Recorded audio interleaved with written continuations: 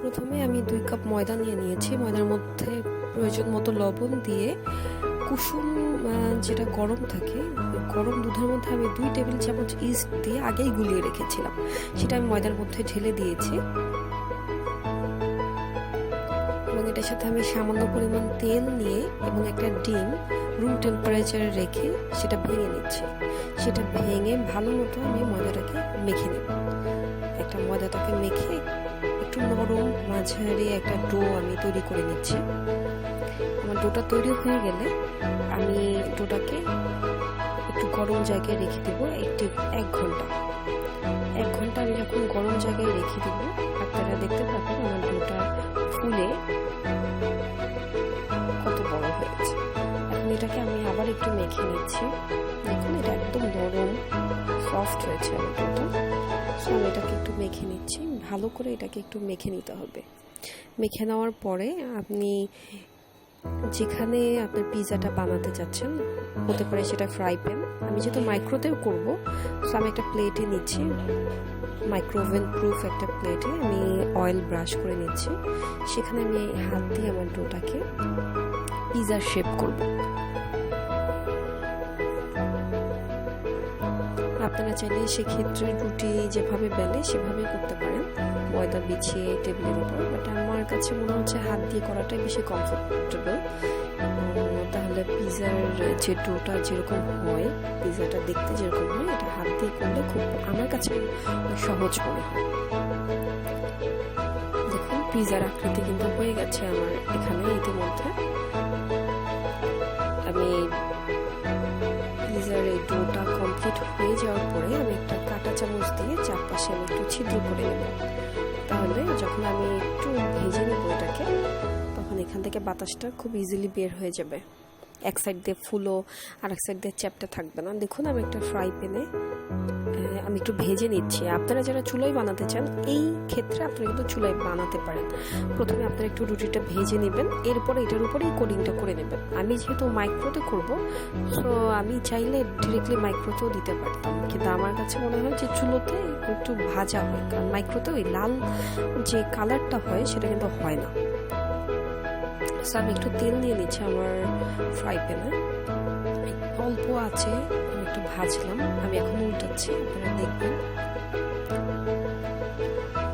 আমি উল্টিয়ে ফেললাম। এখন আমি আবার একটু তেল দিয়ে দিব।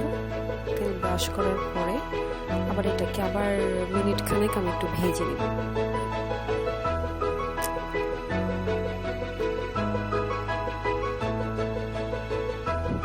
দেখতে পাচ্ছেন আমার ডোটা কিন্তু ভাজা হয়ে গেছে। দেখুন কি সুন্দর একটা কালার এসেছে, চমৎকার একটা কালার এসেছে।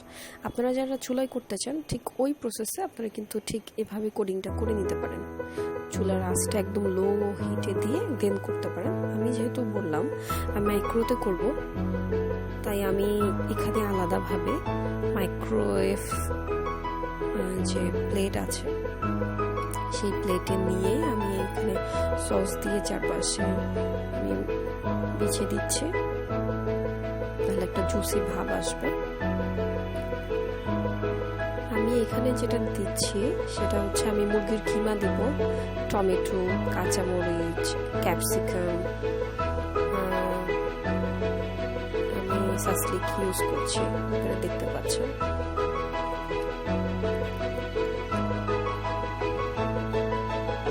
আমি আগে চিজটা ছড়িয়ে নিচ্ছি চারপাশে। আপনারা 3-4 লেয়ারেও করতে পারেন, আমি এখানে 2 লেয়ারে করছি। আপনারা দেখতে পাচ্ছেন আমি আগে চিজটা চারপাশে ছড়িয়ে নিচ্ছি।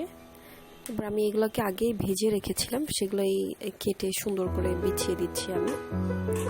এবার আমি একটু পর মুরগির কিমাগুলো সুন্দর করে চারপাশে ছড়িয়ে দিব, সবজিগুলো আস্তে আস্তে দিয়ে দেবো। আসলে কোডিংটা সম্পূর্ণ আপনাদের পছন্দের উপর ডিপেন্ড করে। আপনারা এখানে মুরগির কিমা ইউজ না করে গরুর কিমা ইউজ করতে পারেন, তারপর হচ্ছে অনেকে মাশরুম ইউজ করেন, এটা যার যার পছন্দ। আমি আমার পছন্দ মতো, আমার ফ্যামিলি যেটা পছন্দ করে আমি সেভাবেই করছি। আসলে ওরা এটা খেতে খুব পছন্দ করে, চিকেনেরটা, সো যার কারণে আমি চিকেনেরটাই তৈরি করেছি। আমার একদম লেয়ার কমপ্লিট। এখন একদম শেষের দিকে এসে আমি উপরের দিকে আবার এগুলো ছড়িয়ে দিচ্ছি, কিমাটাকে ছড়িয়ে দিচ্ছি চারপাশে, এবং একদম সবার লাস্টে আমি আবার চিজটা দিয়ে দিই। আমি এখানে টোটাল 250 গ্রামের মতো চিজ ইউজ করেছি। চিজটাকে আমি সুন্দর গ্রেট করে দেন আমি ব্যবহার করেছি। গ্রেট করলে চিজগুলো অনেক ঝুরি ঝুরি হয়।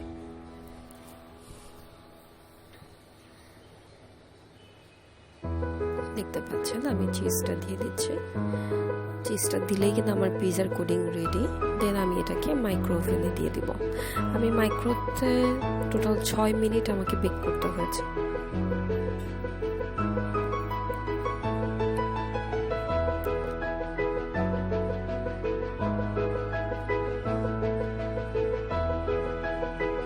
কমপ্লিট, আমার পিজার ডোটা একদমই এখন কমপ্লিট। এখন আমি এটাকে মাইক্রো ওভেনে দিয়ে দিচ্ছি।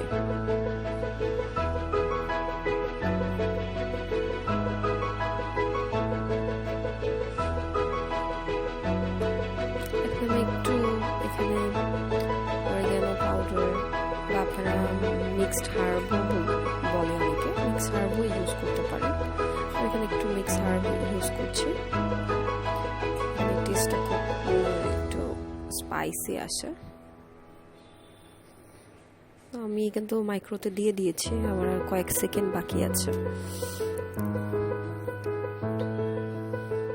পিজাটা রেডি হতে আর বেশিক্ষণ বাকি নেই। দেখুন আর কয়েক মিনিট আমি আবার আপনাদেরকে দেখানোর জন্য আবার দিলাম। দেখুন আমার পিজাটা কিন্তু রেডি। আমি আপনাদেরকে কেটে দেখাচ্ছি। পিজাটা কিন্তু একদম সফট হয়েছে, নিচ থেকে কিন্তু খুব ভালো হয়েছে। কাটার পরে আপনারা বুঝতে পারবেন অত বেশি ক্রিস্পি হয়নি। আমার কাছে বেশি ক্রিস্পিটা টোস্টের মতো লাগে।